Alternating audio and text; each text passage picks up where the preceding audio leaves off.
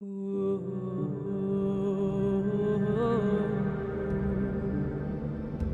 an empire collapses, we imagine walls crumbling, cities burning, kings executed.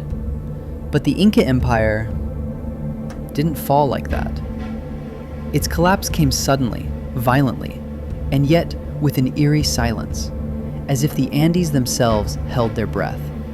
At its height, Tawantinsuyu, the four parts united, was the largest empire ever seen in the Americas.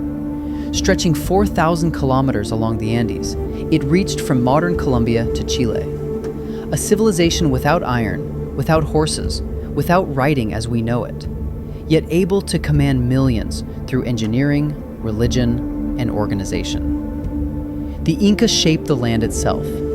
They carved terraces into mountainsides, turning impossible slopes into fertile farmland. They built canals and aqueducts that fed entire valleys. And they constructed a road network, the Capacñan, that rivaled the Roman Empire in scale. Along these roads, messengers called chasquis sprinted day and night, passing messages encoded in quipus, knotted cords that served as the empire's memory. A chasqui relay could carry news from Cuzco to Quito, 2,000 kilometers, in just a few days. Stone temples were built with such precision that you cannot fit a blade of grass between the blocks. Some stones weigh over 100 tons, yet were moved without wheels, and placed so tightly that earthquakes, frequent in the Andes, simply make the walls dance. This was not just an empire. It was a machine of stone, agriculture, astronomy, and ritual. A world held together by a single idea, Aini, sacred reciprocity. You work for the state, and the state protects you. You farm the terraces, and the terraces feed your community. You obey the Sapa Inca, and the Sapa Inca ensures cosmic harmony. For the Inca believed the emperor was the literal son of the sun. His breath carried divine power. His presence maintained balance in the world. But the strength of this centralized system was also its greatest vulnerability. When the center broke, everything else followed. In 1527, an invisible enemy arrived, smallpox. It reached the empire before the Spaniards did, and it toppled everything.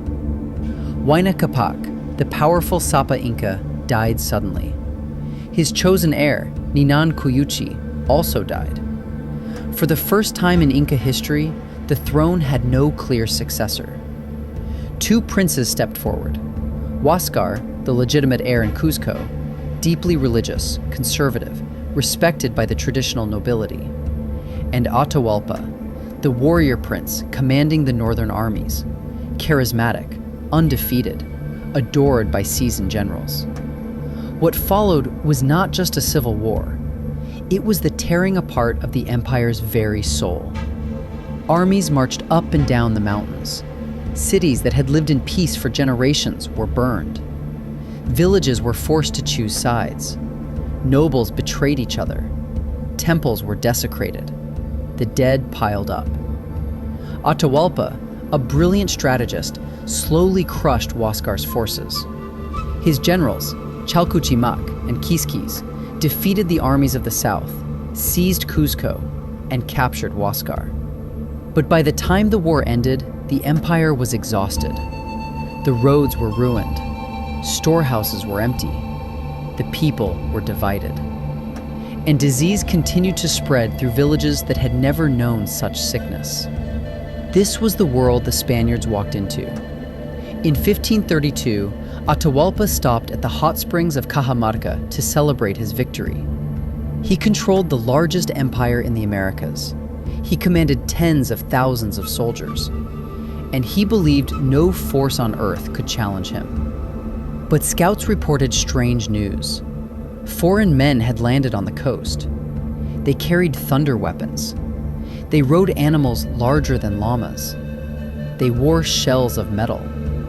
They had faces pale as the moon. Atahualpa was curious, not frightened. He had just defeated a brother who had commanded half the empire. How dangerous could a few hundred strangers be? Francisco Pizarro's expedition consisted of just 168 men. But they had steel swords, horses, cannons, and the ruthlessness of veterans hardened in decades of war. When Pizarro invited Atahualpa to meet in Cajamarca's plaza, the Inca accepted. But he made a fateful decision. He would come unarmed, with thousands of servants, as a show of power. The plaza seemed empty, silent, still. A lone Spanish priest approached Atahualpa and presented a Bible. He demanded the Inca accept Christianity and submit to the King of Spain. Atahualpa, confused, lifted the book to his ear. Hearing nothing, he tossed it aside. It was the signal Pizarro was waiting for. Cannons fired, trumpets sounded, steel crashed against bronze and cloth. Horses, completely unknown to the Inca, charged into the crowd. Gunshots echoed through the mountains. Smoke filled the air. In less than an hour, thousands of Inca retainers lay dead. Atahualpa was captured, alive. The empire of millions had been decapitated by fewer than 200 men. From captivity, Atahualpa tried to rule. He commanded executions. He negotiated with generals. He attempted to maintain control through fear and promises. And then came the ransom. He offered Pizarro enough gold to fill a room from floor to ceiling, and then enough silver to fill 2 more. The Inca world mobilized its wealth. Temples were stripped. Treasury halls were emptied. Sacred objects of unimaginable beauty were melted into bars. It was the largest ransom ever paid in history. The Spaniards took the gold and executed Atahualpa anyway. With the Sapa Inca dead, the spiritual axis of the empire collapsed. To the Inca, he was not just a ruler, he was the mediator between humans and gods. If he died unjustly, the cosmos itself had shattered. Chaos spread through the empire. Some generals swore loyalty to the Spaniards. Others rebelled. Provinces declared independence. Cities rose and fell in rapid succession.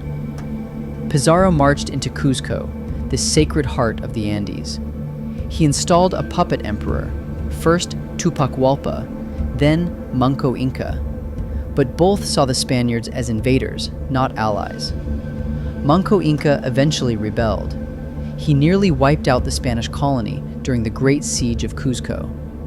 But Spanish reinforcements arrived, and the rebellion failed.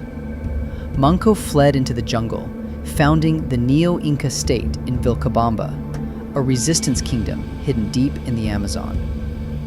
For nearly 40 years, the last Incas fought a shadow war from the forest. Only in 1572 did the Spaniards finally capture Vilcabamba. The last Inca ruler, Tupac Amaru, was taken to Cuzco and executed. His death marked the end of the Inca Empire. But not the end of the Andean world.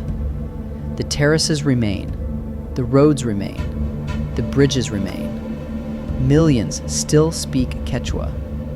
Families still farm the same mountains their ancestors shaped.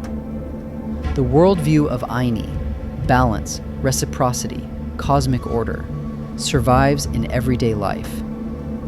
Empires collapse, cultures endure. And the story of the Inca reminds us, a civilization can build wonders without iron. It can rule mountains without writing. It can unite millions without money. And it can still fall, not from weakness, but from the perfect storm of disease, division, and destiny.